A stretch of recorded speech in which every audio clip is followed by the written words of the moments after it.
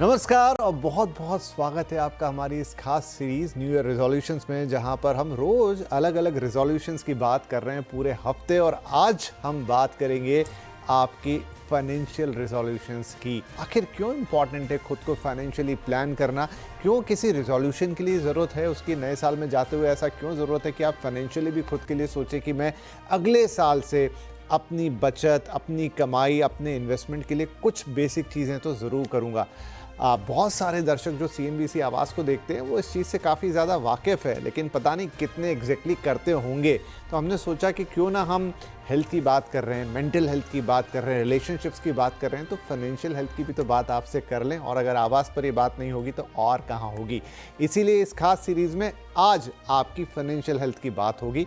और ये सारी बातचीत करने के लिए हमने दो बेहद ही तंदुरुस्त हर तरीके से हमारे खास मेहमानों को बुलाया। मैं इंट्रोड्यूस कराता हूँ। तो पूजा भिंडे मैडम हैं और साथ में हर्षवर्धन रुंगटा सर हैं। मैं बहुत ज़्यादा डिटेल इनके उसमें नहीं जाता। देश के दो सबसे बड़े जाने माने फाइनेंशियल प्लानर्स हैं, ये इनका सबसे बड़ा परिचय है।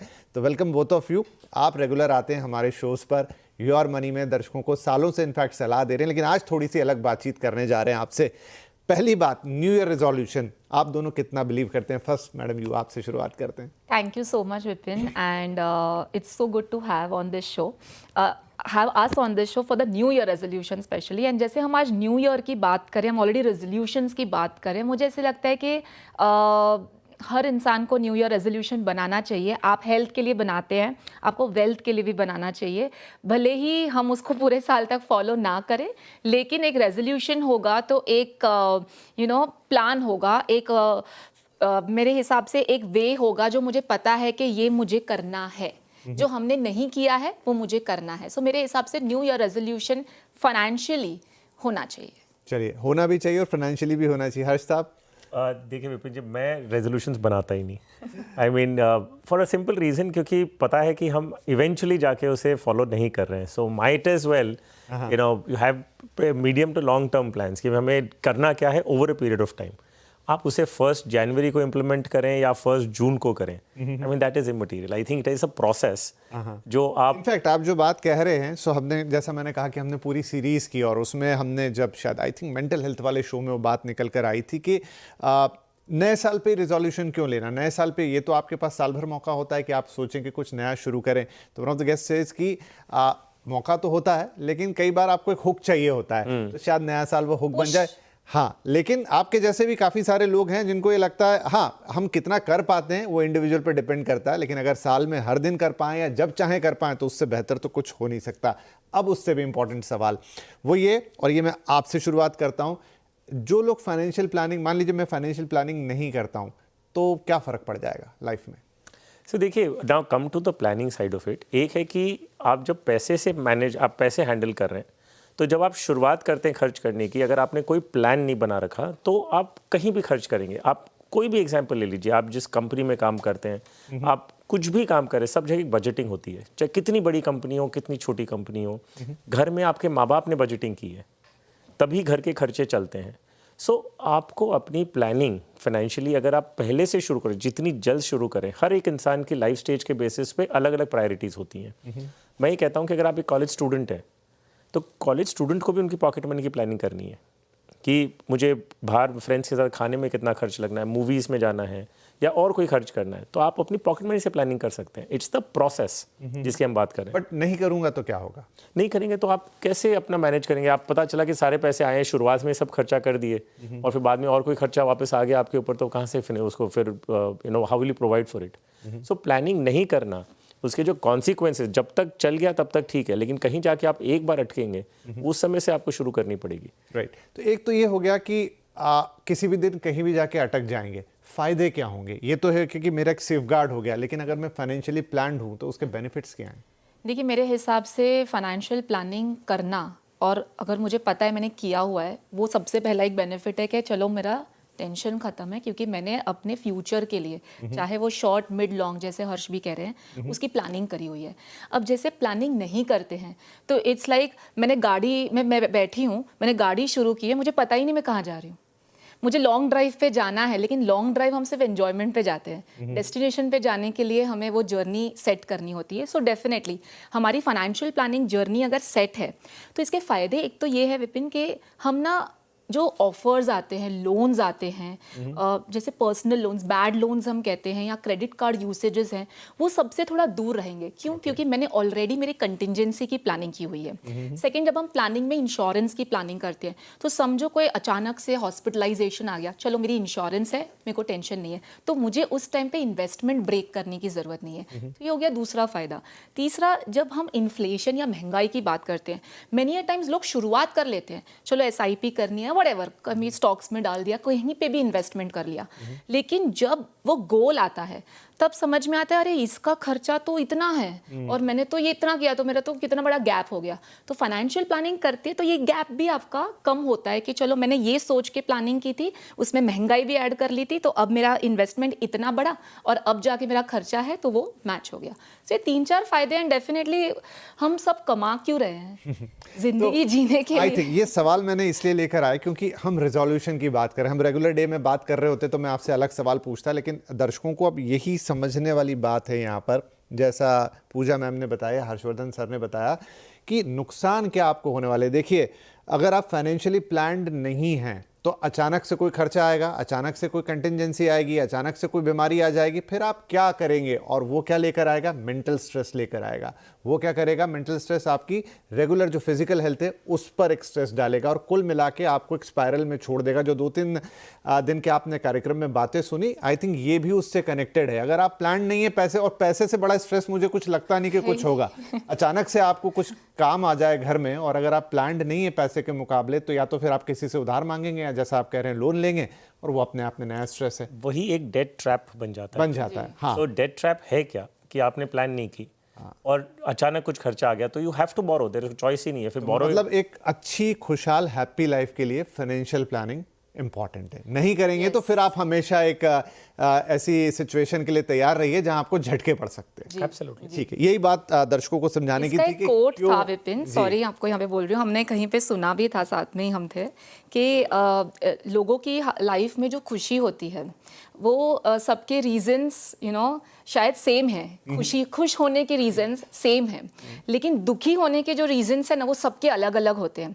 लेकिन इन्वेस्टमेंट या फाइनेंस में उल्टा है कि इन्वेस्टमेंट को जब आपका रिटर्न कमाता है वो सबके रीजंस अलग अलग है, क्योंकि आपने अलग अलग तरीके से प्लानिंग, लेकिन दुख या लॉस का रीजन एक ही होता है कि आपने प्लानिंग नहीं की। नहीं, अच्छी बात है ये। तो एक तो ये है कि आप किसी भी परिस्थिति का सामना करेंगे, कोई स्ट्रेस नहीं आएगा। दूसरा ये है कि शायद ज़्यादा प्लान तरीके से करेंगे तो जो आप लोग आके बताते हैं कि गोल्स बनाइए, आप अलग अलग लक्ष्य, तो भाई आप बेहतर घर खरीद पाएंगे, गाड़ी खरीद पाएंगे, बच्चों की अच्छी स्कूलिंग करा पाएंगे और तमाम चीज़ें, घूमना फिरना, तो एक बेटर मैनेजमेंट।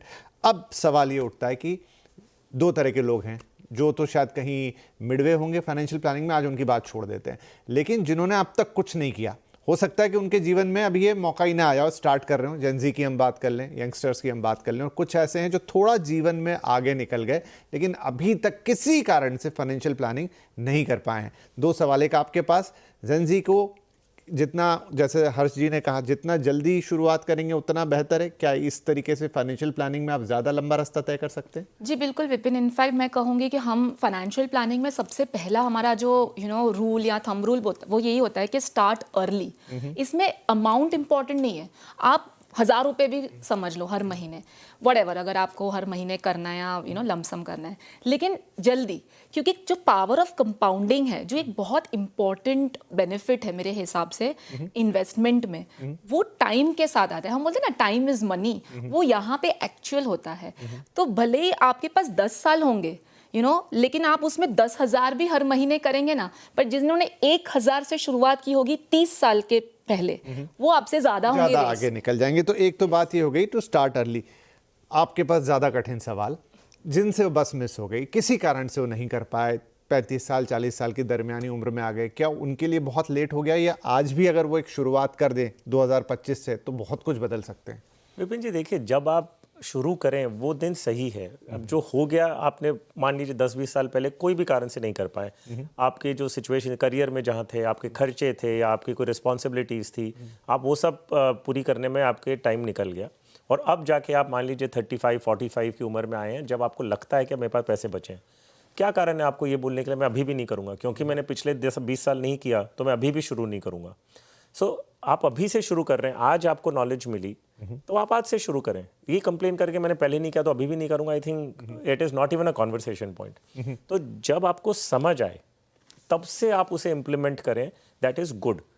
तकलीफ और बोलते हैं ना मिस्टेक क्या होती है, एक बार करने से मिस्टेक नहीं होती, जब आप दूसरी बार करते हैं उसे मिस्टेक कहते हैं। सो जब आपको नॉलेज मिल गई और फिर आपने एक्ट नहीं किया तो उसको डिले कहते हैं। राइट। डिले इसको नहीं कहते मुझे पता ही नहीं था तो मैंने किया नहीं, so that is not delay. Knowledge और ज्ञान आने के बाद फिर आपने इम्प्लीमेंट नहीं किया तो उससे गलती कहेंगे। सो आज आपको ऐसे लगता है कि आपको 2025 से शुरू करना है तो प्लीज़ अभी से शुरू करें। ठीक है, जो फायदे आपको पहले मिलने थे वो थोड़े कम मिलेंगे लेकिन मिलेंगे जरूर। Exactly Right. नहीं करने का कोई कारण नहीं है। राइट। तो मित्रों, अच्छी खबर ये है कि इसमें कोई डिले नहीं हुई है, कोई लेट नहीं हुआ है। जिनके लिए वक्त है उनके लिए तो बहुत बहुत बधाई। बहुत अच्छी बात है कि 2025 से आप अच्छा बना लेंगे। और जो लेट भी हो गए, जिन्हें लगता है कि यार बहुत आगे आ गया जीवन में, अब क्या ही कितना हो पाएगा, नहीं, आपके लिए अभी भी देर नहीं हुई है। 2025 आपके लिए टर्न अराउंड ईयर हो सकता है फाइनेंशियल टर्म्स में। राइट। अब शुरुआत करते हैं। फाइनेंशियल प्लानिंग की शुरुआत कहाँ से की जाए? कमाई से, बचत से, निवेश से? कौन सा स्टार्टिंग पॉइंट होगा? आई थिंक तीनों ही चाहिए, क्योंकि आपकी जो इनकम है, जो कमाई है, उसमें से आपके ज़रूरी जो भी खर्चे हैं, जैसे EMIs हैं या जो घर चलाने के खर्चे, उसको निकालने के बाद जो आपकी सेविंग है, जो जिससे आपको इन्वेस्टमेंट करना है। सो आई थिंक तीनों एक साथ काम होता है। लेकिन इसमें एक और आता है जो हमारा लग्जरी एक्सपेंसेस या एंटरटेनमेंट एक्सपेंसेस हम कहते हैं, लोग उसके बाद सेविंग करना शुरू करते हैं। यहाँ पे एक ऑर्डर पहले करना है, सेविंग पहले करना है और एंटरटेनमेंट रूल है इसके लिए? यही है, हम बोलते हैं कि 50-30-20 एक फॉर्मूला है। 50% expense, 30% and 20% is need and wants में आपको वो देखना है, एंड जो लास्ट का 20% है उसको सेविंग करना है। लेकिन मेरे हिसाब से हर इंसान की जो सेविंग मेंटालिटी है वो डिपेंड करती है उनकी फैमिली ट्रेडिशन से। ये बहुत इंपॉर्टेंट है। अच्छा, या ये चीज़ एक जेनजी या मिलेनियल जो भी है, आप देखेंगे कि लोगों की इन्वेस्टमेंट साइकोलॉजी जो है वो फैमिली ट्रेडिशन से चलता है, ना ही ट्रेंड से। तो मेरे हिसाब से इस माध्यम से मैं ये कहना चाहूँगी कि आप ट्रेंड के साथ चले। जैसे एग्जाम्पल के तौर पे, अगर आपकी फैमिली ने बहुत ज़्यादा इन्वेस्टमेंट का रिटर्न प्रॉपर्टी से कमाया होगा, या फिर उन्होंने उस टाइम पे बहुत ज़्यादा ट्रेडिशनल इंश्योरेंस पॉलिसीज ले रखी होंगी, तब इंटरेस्ट रेट्स अच्छे थे, वही जब पास ऑन होता है एक जनरेशन में तो उनको बिलीव ही नहीं आता है कि भाई नहीं, कोई और इन्वेस्टमेंट ऑप्शन है। तो ये जानना जरूरी है कि ट्रेंड क्या है। आज ट्रेंड क्या है? इंटरेस्ट रेट्स इतने हैं, दूसरे जो ऑर्गेनाइज चीजें हैं जहाँ पे आपको रिटर्न्स बेटर मिल सकते हैं, तो you have to go with the trend. ठीक है। और ये क्रिप्टो वगैरह से दूर रहना है। तो दो बातें समझ में आई। एक तो आपको बचत करना जरूरी है। सिंपल शब्दों में 100 रुपए कमा रहा हूं तो एटलीस्ट 20 रुपए तो निकाल दूं, और खर्चे करने से पहले निकाल दूं, रादर देन कि खर्चों के बाद सोचूं कि अब 20 बचे कि 15 बचे, 20 पहले हटा दूं। और दूसरा, उनको कहां डालना है ये भी उतना ही इंपॉर्टेंट है। तो जैसा पूजा जी बता रही हैं कि बहुत सारे लोग ट्रेडिशनली ड्रिवन होते हैं, रियल एस्टेट में कर दूं, गोल्ड खरीद लूं, लेकिन अब जो आज जिस वक्त में हम खड़े हैं वो 20 रुपए का सबसे अच्छा इस्तेमाल क्या हो सकता है? विपिन जी, इसको ना आपको बहुत पर्सनलाइज्ड वे में उसे बनाना पड़ेगा। I tell you why. अब एक इंसान है, मान लीजिए, जो 25 साल के हैं और उनके कलीग हैं वो भी 25 ईयर्स के, दोनों 25 साल के हैं, दोनों एक ही पोस्ट पे हैं, एक ही कमाई कर रहे हैं। अब एक इंसान की जो रिक्वायरमेंट है वो ये है कि 5 साल बाद उन्हें अपने घर की कोई रिस्पॉन्सिबिलिटी को फुलफिल करना है। मान लीजिए उनकी बहन की शादी के खर्चे करने हैं, और दूसरे हैं जिनको 25-30 साल तक कोई रिक्वायरमेंट नहीं है पैसों की। तो क्या दोनों के लिए एक ही इन्वेस्टमेंट प्लान रहेगा? नहीं, क्योंकि एक इंसान की रिक्वायरमेंट अलग है, दूसरे की लाइफस्टाइल और रिक्वायरमेंट्स अलग हैं। सो इन्वेस्टमेंट प्लान जब आप बनाएं तो ये नहीं देखें। सो अक्सर लोग ये गलती करते हैं कि मेरे कॉलीग्स ये कर रहे हैं तो मैं भी वही कर रहा हूँ, क्योंकि मैंने सुना देखा उन्होंने पैसे बनाए तो मैं भी बनाना चाह रहा हूँ। सो पर्सनल फाइनेंस जो वर्ड है वो बहुत पर्सनलाइज्ड है। आपकी रिक्वायरमेंट, आपकी जो रिस्क टेकिंग कैपेसिटी है, आपकी अंडरस्टैंडिंग प्रोडक्ट्स के बारे में क्या है, आपका कंफर्ट किधर है, उस लिहाज में आपको शुरू करना पड़ेगा। आप अगर किसी को और को देखते हुए करेंगे तो यकीन मानिए 9 out of 10 times you will make a mistake. तो और दूसरी बात क्या है ना कि कोई भी चीज़, आज हर एक इंसान के पास ना बेसिक कॉमन सेंस होता है। बेसिक कॉमन सेंस, मैं नहीं कह रहा हूँ कि आपको फाइनेंशियली एक जीनियस होना है फिर इन्वेस्टमेंट्स हैंडल करने के लिए, लेकिन भगवान ने हमें सबको एक बहुत अच्छा चीज़ दी है, वो कॉमन सेंस। हमें कभी भी कोई चीज़ को हम सुनते हैं, हमें पता चलता है कि ये हमारे लिए है कि नहीं है। एक गट फील होती है कि भाई ये मुझे समझ में आ रहा है, ये नहीं समझ में आ रहा। तो जो चीज़ फिलहाल समझ में नहीं आती उसे मत करिए। ओके ओके, सिंपल रूल है, when in doubt kick it out. ठीक है, उसको अगर आपको इंटरेस्टिंग लगता है, प्रॉमिसिंग लगता है, समझने की कोशिश करिए।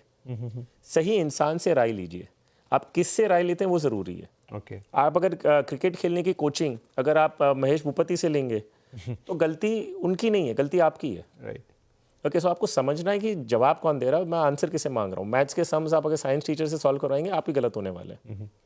सो किससे आप राय ले रहे हैं वो देखिए और अपना कॉमन सेंस लगाइए। ट्रस्ट मी, कॉमन सेंस में आदमी को पता चल जाता है मेरे लिए है कि नहीं है। फिर अगर आपको ऐसा लगता है कि नहीं मुझे डाउट है but I want to start, छोटी रकम से शुरू करें। ओके ओके, ऐसे आप करेंगे 6 महीने 7 महीने आप अगर कर रहे हैं, आपको समझ में आ जाएगा मेरे जम रहा है कि नहीं जम रहा है, निकल जाओ। फोमो एक बहुत बड़ा प्रॉब्लम बन चुका है आज की तारीख में कि मेरे नेबर ने इतना पैसा कमा लिया, शेयर मार्केट में नई गाड़ी आ गई, ये आ गई, तो मैं भी शेयर मार्केट में लगा दूं पैसे बिना समझे। So that is not what you should be doing. तो इसको बहुत पर्सनलाइज रखिए, सिंपल रखिए, बहुत कॉम्प्लिकेट ओवर कॉम्प्लिकेट करने की ज़रूरत ही नहीं है। पर्सनल फाइनेंस को जितना सिंपल रखेंगे उतना ज़्यादा पैसे बनाएंगे। ओके जितना कॉम्प्लिकेट करेंगे आप उतने पैसे कमाएंगे। ठीक है, तो उस सिंप्लिसिटी में कहाँ से शुरुआत करें, क्या करें फिर? जैसे हर्ष जी ने एक उसके पीछे का फिलॉसफी बता दी कि आपको करना क्या है, बट एक्शन क्या होगा? जी मेरे हिसाब से ना एसेट एलोकेशन चाहिए। एसेट एलोकेशन मतलब सिर्फ आप इक्विटी या स्टॉक्स में ना डालें, आप डेट भी रखें, मतलब जो हम फिक्स डिपॉजिट्स कहते हैं। सो एसेट एलोकेशन किस बेसिस पे करना है? जैसे इन्होंने कहा पर्सनल, हर इंसान, अब जैसे मैं एक एसेट एलोकेशन बताऊंगी तो वो हर इंसान के लिए किस हिसाब से उनको चूज करना है, उनकी एज, उनकी रिस्क टेकिंग कैपेसिटी कितनी है, उनके गोल्स कितने दूर हैं। अभी जैसे 1-2 साल के अंदर है तो किस तरीके के एसेट में डालना है। तो आपने कह दिया, गोल शब्द आ गया, तो आपके कहने का मतलब है पहले आपको पता होना चाहिए कि पैसा मैं बचा क्यों रहा हूँ। यूं नहीं कि मैं सिर्फ बचाता जा रहा हूँ, बचाता जा रहा हूँ, मुझे पता होना चाहिए कि मुझे बचा के इसको कहाँ इस्तेमाल करना है। जी वो जरूरी तो है। ये पता होगा ना मेरी एज क्या है आज, मेरा रिस्क कितना है और मेरा गोल क्या है, मुझे 2 साल 5 साल 8 साल या 15 या 20 साल कहाँ जाना है। हर इंसान को ये सारे गोल्स उनकी पूरी लाइफ टाइम में आने वाले हैं, जैसे बच्चों की पढ़ाई, रिटायरमेंट, घर खरीदना, सब कुछ। तो ये डिवाइड हो गया। अब जो लंबा गोल है उसको आप इक्विटी चूज करो। इक्विटी में 2 ऑप्शंस है, एक है डायरेक्ट स्टॉक्स में आप डालो या तो फिर म्यूचुअल फंड ले लो। डायरेक्ट स्टॉक्स जैसे इन्होंने कहा, अगर नॉलेज है तो जाओ, नहीं तो दूर रहो। तो जाओ। आजकल ये DIY है या फिर फोमो है, नहीं मुझे भी ये स्टॉक में से इसने इतना कमाया मैं भी यही स्टॉक में डालूंगा। अरे उनकी टाइमिंग अलग है। सो समझना जरूरी है। आज नॉलेज इज वेरी इंपॉर्टेंट, आप क्या प्रोडक्ट चूज कर रहे हो। बाकी इसमें कोई ज्यादा रॉकेट साइंस नहीं है। म्यूचुअल फंड में फंड मैनेजर है, वो काम कर रहे हैं आपके लिए। हर महीने एक डेडिकेटेड अमाउंट डाल दो, लॉन्ग टर्म, पीछे बैठ जाओ आराम से, बैक सीट पे वो ड्राइव कर रहे हैं। दूसरा है मिड टर्म, जो हम बोलते हैं बैलेंस, जिसमें आप FD भी चूज कर सकते हैं, जिसमें डेट फंड्स भी हैं म्यूचुअल फंड्स में, वो भी चूज कर सकते हैं। स्मॉल सेविंग स्कीम्स का भी हम इस्तेमाल कर सकते हैं, जिसमें पब्लिक प्रोविडेंट फंड आ गया, NPS आ गया, या लड़की है तो गर्ल चाइल्ड है तो सुकन्या समृद्धि, ऐसे तरीके के काफ़ी प्लान्स हैं। लेकिन कितना प्रोपोर्शन में डालना है वो अगेन डिपेंड करता है। एंड लास्टली एकदम इमरजेंसी या कंटिंजेंसी, हर साल ट्रैवल करते हैं, ठीक है, हर साल हेल्थ के लिए खर्चा अलग से बचाते हैं, हर साल के लिए एक कंटिंजेंसी इमरजेंसी फंड मेंटेन करते हैं, हर साल खर्चे होते हैं, जो सेकंड पूरा हाफ है एक साल का सिर्फ खर्चों से भरा है। अब हर फेस्टिवल जो है वो जून से लेकर दिसंबर में सिर्फ खर्चे हैं। सो उसकी प्लानिंग जो 1 साल की होती है ना विपिन, वो हम एक कंटिंजेंसी फंड या इमरजेंसी फंड का नाम देते हैं, बट टेक्निकली उसको आप लिक्विड फंड या फिर RD डाल सकते हैं या फिर आर्बिट्राज डाल सकते हैं। अब इन सब फंड्स का जो चुनाव है वो हर इंसान को अपनी टैक्स स्लैब के हिसाब से करना है कि भाई अगर मैं 30% में हूँ तो कहाँ मेरे टैक्स को मैं और बचा सकता हूँ, और मेरी टैक्स लायबिलिटी इतनी नहीं है तो मैं शायद यहाँ करूँगा तो मेरे रिटर्न्स इतने आएंगे। सो इसकी समझ अगर आप खुद रखते हैं तो वेल एंड गुड, लेकिन अगर आप नहीं करते हैं तो आप डेफिनेटली किसी एडवाइज़र के साथ या एक्सपर्ट के साथ बैठे। एंड इन सब में आपने इन्वेस्टमेंट तो चूज़ कर लिए कि चलो लॉन्ग हो गया, शॉर्ट हो गया, ये हो गया, रिस्क हो गया, सब कुछ, लेकिन इंश्योरेंस बहुत इंपॉर्टेंट है। वो आप तो कोई भी एज में ले लो। मुझे थोड़ा ब्रेक लेने के लिए बोल रहे, ब्रेक ले लेता हूं क्योंकि ये बात वाकई थोड़ी गहरी महीन है। आप इन पे जितने आप बात करेंगे उतना कम है, हम शायद इसको आधे घंटे में समेट भी ना पाए, लेकिन रोज तो आप सुनते ही हैं CNBC आवाज़ पर। आज थोड़ा सा एक आपको एक्स्ट्रा डोज देने की कोशिश है। तो एक छोटा ब्रेक के बाद इंश्योरेंस की भी बात, और वो 2-3 छोटी छोटी चीज़ें जिन्हें आप 2025 में ज़रूर करिएगा ताकि आपकी फाइनेंशियल जर्नी जहां खड़ी है वहां से आगे बढ़े। शुरू नहीं हुई है तो एटलीस्ट शुरू हो जाए। छोटा ब्रेक के बाद ये 2-3 बड़ी बात।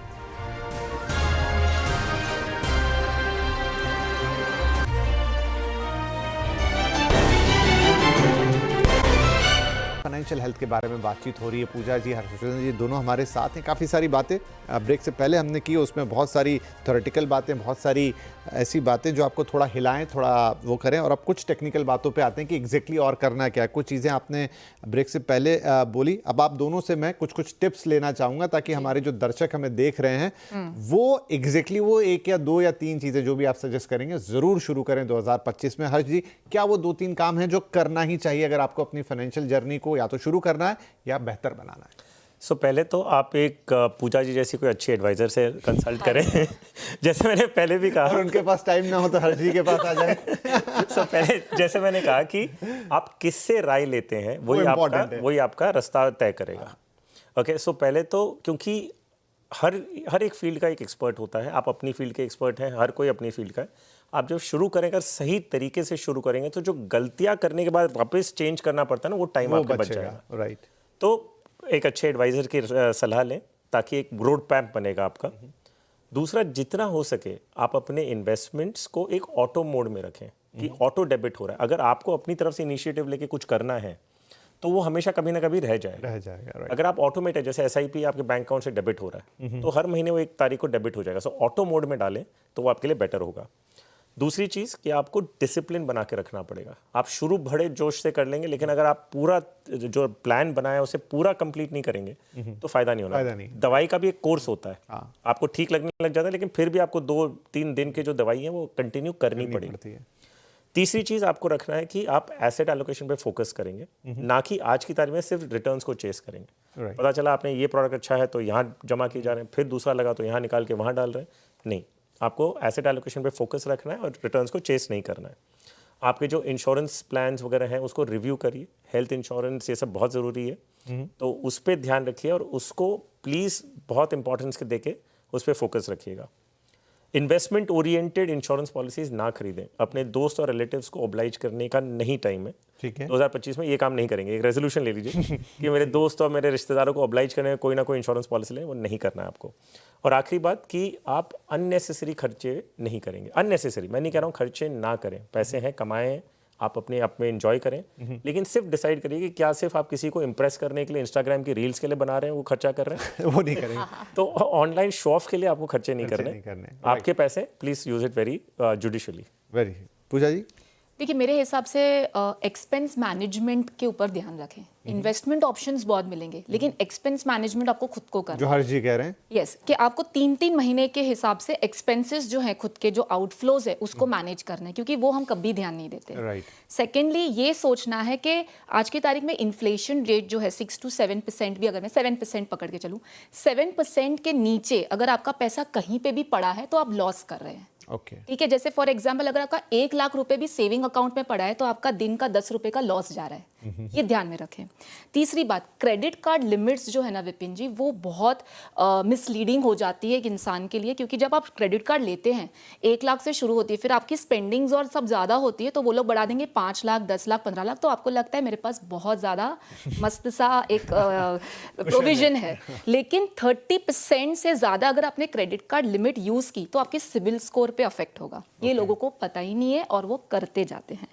चौथी बात, मेरे हिसाब से हेल्थ इंश्योरेंस, जैसे हमने तभी बात की, बहुत इंपॉर्टेंट है हेल्थ इंश्योरेंस इन्वेस्टमेंट के पहले, क्योंकि अगर एक हॉस्पिटलाइजेशन आ जाएगा ना, सारी इन्वेस्टमेंट आपकी तभी चली जाएगी। And at the same time जो लोग वर्किंग हैं वो लोग सेपरेट हेल्थ इंश्योरेंस लेते ही नहीं है। 60 के बाद कौन देने वाला है? राइट। और तब जब आपके पास ये सब बीमारियां आ जाएंगी, दवाइयां आप लेंगे BP वगैरह की, तो it will be very difficult. किसी ने दे भी दिया तो प्रीमियम आप नहीं भर पाएंगे। एग्जैक्टली। एंड हेल्थ इंश्योरेंस ना विपिन जी लेते हैं काफी लोग तो 5 लाख 10 लाख। प्लीज आजकल 25-50 लाख का हेल्थ इंश्योरेंस होना बहुत इंपॉर्टेंट है, उसमें भी पर्सनल एक्सीडेंट और क्रिटिकल इलनेस, इनको ध्यान में रखते हुए।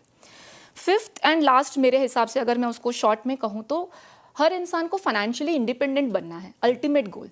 वो कैसे होगा? आपकी जो फ्यूचर प्लानिंग है वो तो टेक केयर हो रही है, but at the same times आपके डेट्स जो हैं उसको आपको क्लियर करते जाना है, डेट फ्री। मैं ये नहीं कहती हूँ कि हर इंसान जो पैदा होता है या जो फैमिली में शुरुआत करता है उनके पास बहुत पैसा है घर खरीदने के लिए, बच्चों के लिए, खुद की शादी के लिए, सबके लिए। सो आप जो पैसा बना रहे हो एंड साथ में लोन्स ले रहे हो, उस लोन्स को किस तरीके से मैनेज करना है, जितना जल्दी आप डेट फ्री हो सकते हैं वैसे ही आपको फाइनेंशियली इंडिपेंडेंट की राह पे जाना है। चलिए, तो बहुत अच्छे टिप्स हैं आप दोनों की तरफ से, और अगर इसमें से एक या दो भी, क्योंकि 4-4 5-5 आपने बताया, लेकिन अगर आप एक या दो टिप्स भी फॉलो कर जाएंगे तो आपके अंदर एक वो फाइनेंशियल डिसिप्लिन आना शुरू होगा धीरे धीरे, या आपको लगेगा कि भाई ये भी उतनी ही इंपॉर्टेंट चीज़ है, अगर नहीं कर रहा था तो करने लगेंगे, और अगर कर रहे हैं तो और बेहतर तरीके से करेंगे, क्योंकि जैसा हर्ष जी ने कहा कि सिर्फ कर लेने भर से काम नहीं चलेगा, उसको एक डिसिप्लिन तरीके से आगे बढ़ाना होगा, वक्त वक्त पर देखना होगा, सही तरीके से करना होगा, गलती करने की भी गुंजाइश नहीं कि करी फिर वापस लौटे फिर गए। पैसा है, एक बार गया वापस आने में बहुत वक्त लगता है। और साथ में ये जो इंश्योरेंस वाली चीज़ें हैं, मतलब आपकी तबीयत, आपकी हेल्थ, अगर वहाँ पर आप फंसे तो फिर बहुत लंबा आपको प्रॉब्लम होती है, तो अच्छा हेल्थ इंश्योरेंस और उसी तरह की 2-4 चीज़ें, तो ये जो वित्तीय आपके समीकरण है, अगर इनको थोड़ा बिठाएंगे नए साल में तो आप जीवन में हर तरह के तनाव से मुक्ति पाएंगे, एक बेहतर हेल्थ पाएंगे, खुश रहेंगे ज़्यादा, जो शायद आजकल हम सब जगह ढूंढते हैं कि हाँ, हाउ टू बी हैप्पी, तो उसके एक तरीके ये भी हैं। बहुत बहुत धन्यवाद पूजा जी, हर्षवर्धन जी। आई थिंक अगर यहाँ से हमारे दर्शकों ने, जिन्होंने भी आज का कार्यक्रम देखा, वहाँ से एक स्टेप भी अगर आगे बढ़ाया तो हम मानेंगे कि 2025 हमारे लिए भी सफल होगा और उनके लिए तो अच्छा ही होगा। आप दोनों को बहुत बहुत धन्यवाद और हैप्पी न्यू ईयर। थैंक्स।